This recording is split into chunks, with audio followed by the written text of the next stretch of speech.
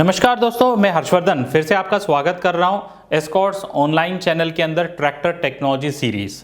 जैसे कि हमने वादा किया था 3 स्पेशल एपिसोड हम आपके सामने प्रस्तुत करेंगे। ये दूसरा एपिसोड है टायर टेक्नोलॉजी के ऊपर। तो आइए दोस्तों, टायर टेक्नोलॉजी के बारे में जानकारी लेने की कोशिश आज करेंगे। टायर टेक्नोलॉजी की अगर क्लासिफिकेशन की बात करें तो आगे के टायर होते हैं, पीछे के टायर होते हैं। आगे के टायर के अंदर क्लासिफिकेशन आप जानना चाहोगे तो सारे ही जो खेती के काम के लिए ऑल एप्लीकेशन टायर होते हैं, और जो कीचड़ में चलते हैं, धान की खेती में चलते हैं, उसको वेटलैंड एप्लीकेशन के टायर बोलते हैं। और पीछे टायर की अगर बात करें तो पहला होता है R1 एग्रीकल्चर टायर, माने सारे खेती के लिए कारगर वाला R1 टायर। और दूसरा जो है R1W डीप लग टायर, माने जहां कीचड़ थोड़ा ज्यादा है और जहां टायर स्लिप होने की संभावना ज्यादा है तो वहां R1W डीप लग टायर इस्तेमाल किया जाता है। वही जहां पर बहुत सारा पानी है और कीचड़ भी ज्यादा है वहां R2 cane and rice special tyre इस्तेमाल किया जाता है।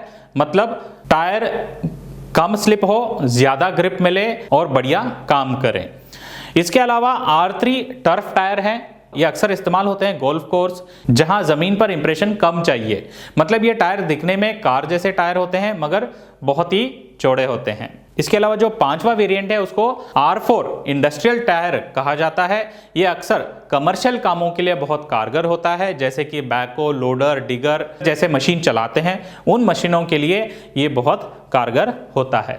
आइए ये सारी टायर बारीकी से जानने की कोशिश करेंगे। फ्रंट टायर में आपके स्क्रीन में दर्शाया गया तो ये देख सकते हो, जो पहला टायर है ये ऑल एप्लीकेशन सारे खेती कामों के लिए बहुत कारगर होता है। इसकी टायर की आकार अगर देखोगे, जो साइड में इसकी रिंग है उसमें कट होती है ताकि जब ये खेत में चलता है तो बढ़िया ग्रिप बना के चले। उसी प्रकार से जो दूसरा टायर इस स्क्रीन पे दिखाया गया है इसको हम वेटलैंड एप्लीकेशन स्पेशल टायर बोलेंगे, क्योंकि इस टायर की आकार में देखिए कहीं कट है ही नहीं, दोनों तरफ पूरा एक ही लग दिखता है।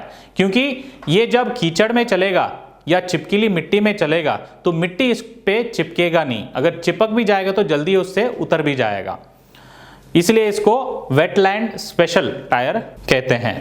उसी प्रकार से रेयर टायर की अगर बात करें तो ये है R1 एग्री टायर। सारी खेती काम के लिए बहुत ही कारगर होते हैं ये। और R1 के अंदर दूसरे टायर आते हैं, उसको हॉलेज स्पेशल टायर कहते हैं। अगर इसकी आकार आप करीब से देखोगे तो एक लग से दूसरी लग की दूरी कम होती है, और जो लग के एंड में जो उसकी आकार होती है वो हेक्सागोनल पैच होती है। मतलब 6 कोने वाला आकार का रबर लगा होता है और मोटा रबर लगा रहता है ताकि ज्यादा जमीन के साथ कांटेक्ट बनाए, और जब आप ढुलाई के काम में ज्यादा लोड डालते हो ट्रॉली में तो ट्रैक्टर पे ज्यादा लोड आता है, वो सारा लोड ये टायर सहन कर सके। और जितना ज्यादा रोड से कांटेक्ट में रहेगा उतना ज्यादा खींचने के भी काम मजबूती से करेगी, और सबसे बढ़िया चीज ये कम घिसेगी। मगर हाँ दोस्तों, ये याद रखें, जो हॉलेज स्पेशल टायर है वो रेतीली जमीन हो गया या खेती के काम के लिए थोड़ा कम फायदेमंद होता है। अभी हम बात करेंगे R1W, जो थोड़ा कीचड़ वाला प्रदेश है, जहां धान की खेती करते हैं वहां इस्तेमाल करने के लिए बहुत कारगर होता है।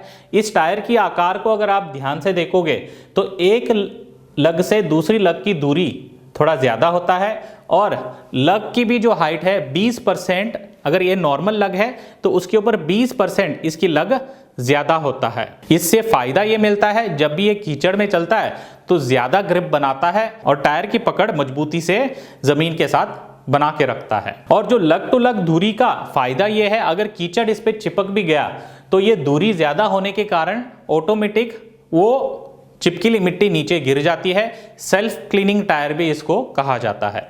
उसी प्रकार से R2 डीप लग टायर या राइस केन स्पेशल टायर जो होते हैं, इसका लगभग नॉर्मल R1 लग के ऊपर डबल होता है, इतना ज्यादा होता है। फायदा सबसे ज्यादा कीचड़ की प्रदेश है या पूरा पानी टहरा है जिसके अंदर ट्रैक्टर को जाके काम करना है, उसके लिए बहुत कारगर होते हैं ये टायर। और एक लग से दूसरी लग की दूरी भी सबसे ज्यादा होता है, ताकि ये कीचड़ के प्रदेश के अंदर बहुत कारगर काम करें, कीचड़ इस पे ना चिपके। मगर हाँ दोस्तों, एक चीज ध्यान में रखना होगा, जब ये टायर R2 टायर जब इस्तेमाल करोगे तो रोड के लिए ये कारगर नहीं होता है, क्योंकि इसके लग के हाइट ज्यादा होते हैं। अगर रोड पे लोड के साथ आप ज्यादा चलाओगे तो ये लग चिपिंग का समस्या आ सकता है। अभी बात करेंगे R3 टर्फ टायर। जैसे पिक्चर में दर्शाया गया, आप देख सकते हो ये कार के टायर की तरह होते हैं और इसकी जो लग होती है बहुत छोटे होते हैं और इसको नॉन एग्रेसिव टायर भी कहा जाता है। इसका मतलब जब ये टायर जमीन पे चलते हैं तो निशान बहुत कम बनाते हैं। जहां लॉन है, जहां घास ज्यादा उगाते हैं, उस प्रदेश में घास की कटाई का काम चलता है और घास को नुकसान भी ना हो, उसके लिए टायर बहुत कारगर होता है। हम इसको एटम के मॉडलों में जो एक्सपोर्ट होता है बाहरी देशों में, उसमें ये लगा के देते हैं। आखिरी जो टायर वेरिएंट है उसको R4 इंडस्ट्रियल टायर बोलते हैं। जैसे पिक्चर में दर्शाया गया, आप देख सकते हो, ये अक्सर हमारे जो डिगमैक्स बड़े मशीन होते हैं जो बैकहो लोडर के साथ काम करते हैं, उस कमर्शियल काम के लिए बहुत कारगर होते हैं ये R4 इंडस्ट्रियल टायर। दोस्तों आपने बहुत बार सुना होगा 12/4/28, 14/9/28, 16/9/28, ये नंबर होते क्या हैं, कैसे इसको टायर पे नापा जाता है। आइए टायर कैसे नापते हैं उसको जानने की कोशिश करेंगे। तो यहाँ एक उदाहरण के तौर पर 13/6/28 12 प्लाई रेटिंग के साथ दिया गया है। तो ये टायर जैसे आपके चित्र में दर्शाया गया देख सकते हो, जो 13.6 इंच में नापा जाता है। 13.6 इंच जो है टायर की चौड़ाई हो जाएगी। चौड़ाई इस लग के एज से इस लग के एज की दूरी जो होती है टायर की चौड़ाई, उसको 13.6 इंच कहा जाता है। और जो 28 होता है वो अंदर की जो डायमीटर होती है बीडिंग से बीडिंग तक, उस दूरी को हम 28 इंच बोलते हैं, या रिम का साइज भी आप बोल सकते हो। इसके अलावा जो 12 PR करके जो लिखा है ये प्लाई रेटिंग होता है। टायर के अंदर जो धागे होते हैं वो एक निश्चित एरिया के अंदर कितने धागे हैं, जितना धागा ज्यादा होता है उतनी टायर की स्ट्रेंथ ज्यादा होता है, उसी को प्लाई रेटिंग कहा जाता है। अभी हम बात करेंगे छोटा टायर, बड़ा टायर। अगर एक ही ट्रैक्टर के अंदर छोटा टायर है तो क्या फायदे हैं, बड़ा टायर है तो क्या फायदे और नुकसान है, उसको जानने की कोशिश करेंगे। यहां आप देख सकते हो छोटा टायर का स्पीड जो होता है वो कम होता है और छोटा टायर का जो खिंचाई होता है खेत के अंदर वो ज्यादा होता है। उसी प्रकार से बड़ा टायर का स्पीड ज्यादा होता है और छोटे टायर के अतिरिक्त बड़ा टायर का खिंचाई जो होता है वो थोड़ा कम होता है। उसी प्रकार लोड लेने की क्षमता की बात करें तो छोटे टायर में जो लोड लेने का क्षमता होता है वो कम होता है, बड़े टायर में जो लोड लेने की क्षमता होता है वो ज्यादा होता है। तो बोलने का मतलब यह है, छोटा टायर खेती के लिए बहुत कारगर होता है, बड़ा टायर ढुलाई के लिए बहुत कारगर होता है। इसी के साथ दोस्तों इस एपिसोड में मैं टायर इंडस्ट्री एक्सपर्ट को बुलाना चाहूंगा और उनसे भी एक आध सवाल करेंगे। टायर इंडस्ट्री में क्या टेक्नोलॉजी चल रहा है, कौन सा टायर मैं खरीदूं। नमस्कार फरीद अहमद जी। नमस्कार हर्षा। फरीद जी हमारे हेड ऑफ मार्केटिंग है अपोलो टायर्स के अंदर। 20 साल का उनका कुल मिला के एक्सपीरियंस है और 14 साल टायर इंडस्ट्री के अंदर एक्सपीरियंस है। तो आज फरीद जी आपके लिए पहला सवाल मैं पूछना चाहूंगा कि टायर टेक्नोलॉजी के अंदर क्या नया सुधार हो रहा है, आने वाले टाइम में कौन सी टेक्नोलॉजी आएगी। तो हर्षा, सबसे पहले तो आपको और आपकी टीम को बहुत बहुत मुबारकबाद इस टेक्नोलॉजी सीरीज के लिए, और आपको धन्यवाद मुझे ये मौका देने के लिए कि मैं आपके थ्रू आपके किसान भाइयों से जुड़ सकूं।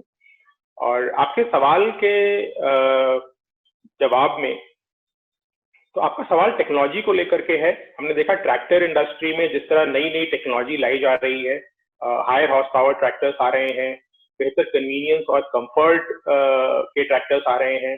टेक्नोलॉजी के हिसाब से ट्रैक्टर्स को डिजाइन किया जा रहा है, एप्लीकेशन के हिसाब से ट्रैक्टर्स को डिजाइन किया जा रहा है और नई स्टाइलिंग ट्रैक्टर्स में देखने को मिल रही है। उसी प्रकार टायर इंडस्ट्री में भी हम आपसे कदम से कदम मिला के चल रहे हैं और आपके हायर हॉर्स पावर और ज्यादा पावरफुल ट्रैक्टर्स के लिए बेहतर ग्रिप वाले और ज्यादा मजबूत टायर्स हम डिजाइन कर रहे हैं। इसके अलावा हम ट्यूबलेस टायर की टेक्नोलॉजी भी लेकर आ रहे हैं, जिससे कि किसानों की पंक्चर होने की समस्या से बहुत ज्यादा आसानी होगी। और उसके बाद हम रेडियल टायर टेक्नोलॉजी भी लेकर आए हैं, जो अपोलो इंडिया में लाने वाली पहली कंपनी है। और रेडियल टायर में हमने फार्मकिंग जो अपना टायर उतारा है वो हर लिहाज से, यानी कंफर्ट के लिहाज से, ग्रिप के लिहाज से और लाइफ के लिहाज से एक अत्यंत आधुनिक टायर है, और इसीलिए वो आज भारत का नंबर 1 टायर भी है।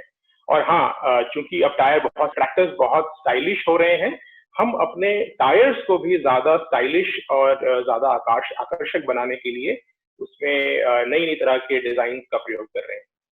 धन्यवाद फरीद जी। किसान भाई का एक सवाल आया था पिछले एपिसोड के अंदर। वो पूछ रहे थे कि उनके पुराने ट्रैक्टर के अंदर नॉर्मल टायर रिप्लेस करके रेडियल डालें तो क्या फायदा होगा और क्या नुकसान होगा? तो अच्छा, यह बहुत अच्छा सवाल आपने पूछा। बहुत सारे किसानों को रेडियल टायर की जानकारी नहीं है, इसलिए वो ये फैसला नहीं कर पाते हैं कि उन्हें अपने ट्रैक्टर में रेडियल टायर डालना चाहिए या नहीं।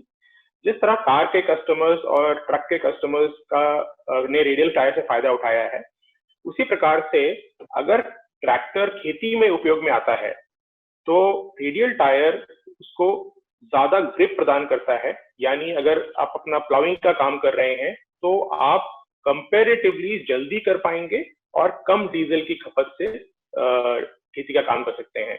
और अगर किसान ढुलाई का काम ज्यादा करते हैं तो उन्हें बहुत ज्यादा कंफर्ट रेडियल टायर में मिलता है, और साथ साथ इसकी स्पीड रेटिंग भी 40 किलोमीटर पर आवर है, जबकि नॉर्मल टायर की 35 किलोमीटर पर आवर होती है।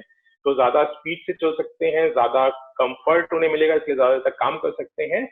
और एक नया कंपाउंड इसमें इस्तेमाल होता है जो रेडियल कंपाउंड है। इसकी वजह से करीब करीब दुगनी लाइफ, यानी टायर जितना चलता है एक नॉर्मल, उससे 2 गुना रेडियल टायर लाइफ दे सकता है। तो ये बहुत सारे फायदे हैं। ठीक है फरीद जी, बहुत अच्छा जवाब था। मेरा अगला सवाल आपके लिए होगा कि बहुत किसान भाई ये सोचते हैं कि टायर एक बार लगा दिया ट्रैक्टर में तो अपने आप चलता रहेगा, मगर मुझे लगता है कि उसका भी कुछ ध्यान देना होगा, उसकी लाइफ लंबी चले बिना कोई दिक्कत। तो कोई मेंटेनेंस टिप्स आप दे सकते हैं टायर के ऊपर? जी अच्छा, टायर का रख रखाव उतना ही जरूरी है जितना कि ट्रैक्टर का या और किसी मशीन का रख रखाव जरूरी है। और चूंकि टायर एक कीमती वस्तु है, डीजल के बाद अगर सबसे बड़ा खर्चा किसान का किसी चीज में होता है तो वो टायर में होता है, इसलिए टायर के रख रखाव का ध्यान रखना बहुत जरूरी है। और इसके लिए मैं कुछ बातें उनके सामने लाना चाहूंगा। टायर में सबसे महत्वपूर्ण चीज है हवा का दबाव। तो किसान भाई ये सुनिश्चित करें कि उनका ट्रैक्टर, उनका टायर साइज, एप्लीकेशन और उनकी मिट्टी, इसके हिसाब से जो सही हवा का दबाव उन्हें या तो ट्रैक्टर कंपनी बताती है या टायर कंपनी बताती है, वो जरूर मेंटेन करें। और अगर सही हवा का दबाव मेंटेन नहीं करेंगे तो कम हवा का दबाव होने पर ट्रैक्टर में ज्यादा डीजल की खपत होगी, और अगर ज्यादा दबाव मेंटेन करेंगे तो टायर ज्यादा कटने फटने के चांसेस होते हैं। तो हवा का दबाव हमेशा रखें और हफ्ते में एक बार अपनी हवा जरूर चेक कराएं। तो ये सबसे इम्पोर्टेंट बात है।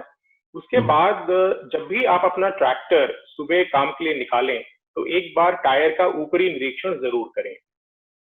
ऊपरी निरीक्षण से मतलब है कि आप देखें कि टायर पे कोई मिट्टी, पत्थर, कंकड़, फसल के अवशेष, कील, कांटे या इस तरह की कोई चीज अगर लगी हो तो उसे साफ कर दें, उसे हटा दें, ताकि जब अपना ट्रैक्टर चलाएं तो उससे उसको नुकसान ना हो। और टायर और रिम के बीच में अक्सर मिट्टी फंस जाती है, उसको रिम लाइन को भी जरूर क्लीन करें। तो इन चीजों से भी आप अपने टायर को कटने फटने से बचा सकते हैं और उसका ध्यान रख सकते हैं। तीसरी जो एक बहुत इंपॉर्टेंट बात है कि टायर को ऑयल, ग्रीस या ल्यूब, इन चीजों से बहुत दूर रखें। ये टायर के लिए बहुत नुकसानदायक है। ये किसी भी तरह टायर के संपर्क में नहीं आने चाहिए। अगर ये संपर्क में आते हैं तो टायर को नुकसान पहुंचा सकते हैं। फिर अगर आप अपना ट्रैक्टर स्टोर कर रहे हैं, यानी कुछ दिन तक नहीं इस्तेमाल कर रहे हैं, कहीं खड़ा रखते हैं, या टायर ट्रैक्टर से निकाल करके कहीं स्टोर कर रहे हैं, तो उसको डायरेक्ट सनलाइट से बचाएं। यूवी रेज और ओजोन से टायर को बहुत नुकसान होता है, तो उसको ढक कर रखें और डायरेक्ट सनलाइट की में उसको ना आने दें। ये कुछ टिप्स हैं जिसकी वजह से आप अपने टायर की लाइफ को बढ़ा सकते हैं। और एक और चीज आप कर सकते हैं कि समय समय पर, यानी 200 से 250 घंटे के इस्तेमाल के बाद आप अपने टायरों को रोटेट कर दें। तो दाहिना टायर बाएं साइड लगा दें और बायां टायर दाहिने साइड लगा दें। इससे आपको टायरों में समान घिसाई मिलेगी और ज्यादा दिन तक आपका टायर चलेगा। तो ये कुछ बातें ध्यान में रखकर किसान भाई अपने टायर्स की लाइफ बढ़ा सकते हैं, उनको डैमेज होने से बचा सकते हैं। और एक और बात मैं इसमें जोड़ना चाहूंगा कि जब कभी आपका टायर पंक्चर हो जाए तो आप उस पर ज्यादा दूर चलाएं नहीं। अगर आप रन फ्लैट जिसे हम कहते हैं वो करेंगे तो आपका टायर और ट्यूब दोनों पूरी तरह से खराब होने के चांसेस बहुत बढ़ जाते हैं। तो इसलिए आप उसको वहीं रोक दें और पंक्चर का इंतजाम करें और फिर दोबारा सही हवा का दबाव मेंटेन करने के बाद ही टायर को चलाएं। तो इन कुछ टिप्स का अगर ध्यान रखेंगे तो आप अपने टायर से बहुत बेहतर लाभ उठा सकते हैं। धन्यवाद फरीद जी। एक सवाल है जो किसान भाई अक्सर पूछते हैं कि जब ये टायर में पानी भरते हैं वाटर ब्लास्टिंग करने के लिए, उससे कोई नुकसान होता है टायर को? ये बहुत अच्छा सवाल पूछा हर्षा आपने। ब्लास्टिंग यानी जिसे कहते हैं टायर पे भार देना, ये एक बहुत इंपॉर्टेंट प्रक्रिया है। और इससे ये सुनिश्चित होता है कि टायर जमीन के साथ सही ग्रिप बनाए। तो खासकर हमारे वो किसान भाई जो वेस्ट यानी पश्चिम और साउथ से आते हैं, दक्षिण से आते हैं, उनकी मिट्टी हार्ड है और वो मोल्ड बोर्ड प्लाऊ का इस्तेमाल करते हैं, वहां पर अगर टायर में या ट्रैक्टर में सही भार नहीं होगा तो टायर पूरा ग्रिप नहीं बनाएगा और स्लिप करेगा, जिससे टायर में फास्ट वियर की यानी जल्दी घिसने की समस्या और कटने फिटने की समस्या और ज्यादा डीजल खपत की समस्या को भी देखने को मिलती है। तो इसके लिए या तो कास्ट आयरन ब्लास्टिंग का उपयोग किया जा सकता है जिसमें लोहे का भार ऐड किया जाता है, लेकिन वो महंगा पड़ता है। तो एक अच्छा और सुलभ तरीका है वाटर ब्लास्टिंग का। और वाटर ब्लास्टिंग की प्रक्रिया हालांकि बहुत इंपॉर्टेंट है फॉलो करना, क्योंकि टायर को पूरी तरह से पानी से नहीं भरना है। टायर में 25% हवा होनी चाहिए और 75% पानी भरा होना चाहिए।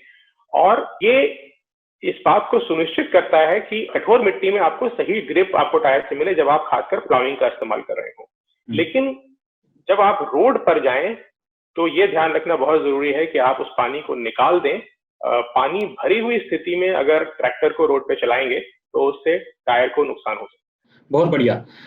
आखिरी सवाल मैं आपसे पूछना चाहूंगा, अक्सर किसान भाई कुछ साल के बाद जब टायर घिस जाता है तो टायर रिप्लेस करने जाता है, तो जब वो नया टायर खरीदने जाता है तो वो क्या क्या ध्यान में रखे टायर रिप्लेस करते टाइम? जी हर्षा, ये एक ऐसा सवाल है जो किसान को हमेशा उसके दिमाग में चलता है कि कब मुझे अपना टायर चेंज करना चाहिए और मैं जब टायर बदलूं तो नया टायर क्या लगाऊं। तो अपनी जरूरत के हिसाब से वो जो खेती कर रहा है या ढुलाई का काम कर रहा है, और खासकर अगर वो खेती कर रहा है तो अगर टायर में माल कम बचा है तो किसान को टायर बदल लेना चाहिए, क्योंकि कम माल के साथ जब किसान खेती करने की कोशिश करते हैं तो उसमें स्लिप ज्यादा आता है, डीजल की खपत बढ़ जाती है और पंक्चर होने के चांसेस भी बहुत ज्यादा बढ़ जाते हैं।